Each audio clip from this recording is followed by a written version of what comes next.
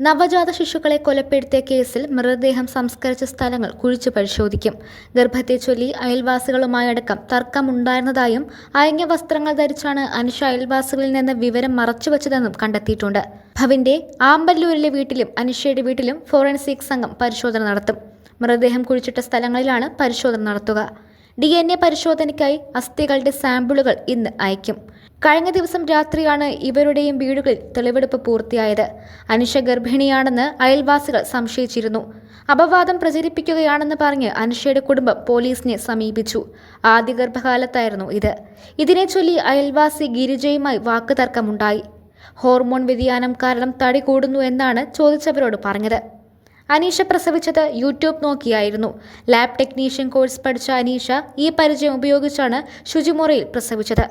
ഗർഭിണിയായിരുന്ന കാലത്ത് അനീഷ വീട്ടുകാരെ പറ്റിക്കാൻ വയറിൽ തുണി കെട്ടി ഗർഭാവസ്ഥ മറച്ചുവെച്ചു. 2 പ്രസവകാലവും മറച്ചുപിടിക്കാൻ ഇറുകിയ വസ്ത്രങ്ങൾ ഒഴിവാക്കി. മകൾ ഗർഭിണിയായിരുന്ന വിവരം അറിഞ്ഞിരുന്നില്ലെന്ന് നേരത്തെ അനീഷയുടെ അമ്മ പറഞ്ഞു. മകൾക്ക് PCOD ഉള്ളതാണ്. ഇടയ്ക്കിടെ വണ്ണം കൂടുകയും കുറയുകയും ചെയ്യും. ഗർഭിണിയാണ്, അതിനെപ്പറ്റി സൂചനയുണ്ടായിരുന്നില്ല. ഒരു സമയത്തും ആരോഗ്യ പ്രശ്നം ഉണ്ടായിരുന്നില്ലെന്നും അനീഷയുടെ അമ്മ പറഞ്ഞു. അമ്മയെ PCOD ആണെന്ന് അനീഷ തെറ്റിദ്ധരിപ്പിക്കുകയായിരുന്നു.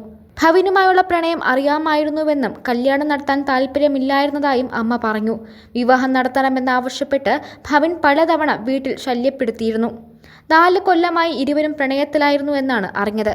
ഈയിടെയാണ് പ്രണയകാര്യം ഞാൻ അറിഞ്ഞത് എന്നും അമ്മ വ്യക്തമാക്കി. 2021 നവംബർ 6-നും 2024 ഓഗസ്റ്റ് 29-നുമാണ് നവജാത ശിശുക്കളെ അനീഷ ശ്വാസം മുട്ടിച്ച് കൊന്നത്. അനീഷയുമായി ഇന്നലെ പോലീസ് തെളിവെടുപ്പ് നടത്തിയിരുന്നു. മാതാപിതാക്കളായ ഭവിനും അനീഷയ്ക്കുമെതിരെ കൊലപാതകം, ഗൂഢാലോചന തുടങ്ങിയ വകുപ്പുകൾ ചുമത്തി കേസെടുത്തു. 2 കൊലപാതകങ്ങളിലായി 2 കേസുകളാണ് രജിസ്റ്റർ ചെയ്തത്. ഭവിന്റെയും അനീഷയുടെയും അറസ്റ്റ് പോലീസ് രേഖപ്പെടുത്തി. ആദ്യ കുട്ടിയെ കൊലപ്പെടുത്തിയത് 2021 നവംബർ 6-നാണ്. കൊല നടത്തി അന്ന് തന്നെ യുവതി കുഞ്ഞിനെ സ്വന്തം വീട്ടുവളപ്പിൽ കുഴിച്ചു മൂടിയിരുന്നു. 8 മാസത്തിനു ശേഷം കുഴി തോണ്ടി അസ്ഥികൾ പുറത്തെടുത്ത് ഭവിന് കൈമാറുകയായിരുന്നു. രണ്ടാമത്തെ കുട്ടിയെ കൊലപ്പെടുത്തിയത് 2024 ഓഗസ്റ്റ് 29-നാണ്. തുണിയിൽ പൊതിഞ്ഞ് സൂക്ഷിച്ച കുഞ്ഞിന്റെ മൃതദേഹം ഓഗസ്റ്റ് 30-ന് അനീഷ ഭവിന്റെ വീട്ടിലെത്തിച്ചു. ഭവിന്റെ വീടിന് പിന്നിലെ തോട്ടിൽ കുഴിച്ചുമൂടിയ മൃതദേഹം പുറത്തെടുത്തത് 4 മാസങ്ങൾക്ക് ശേഷമാണ്. കുട്ടികളുടെ കർമ്മം ചെയ്യാൻ വേണ്ടി സൂക്ഷിച്ച അസ്ഥിയുമായി ഭവിൻ സ്റ്റേഷനിലെത്തി സംസാരിച്ചതോടെയാണ് വിവരം പുറത്തുവന്നത്.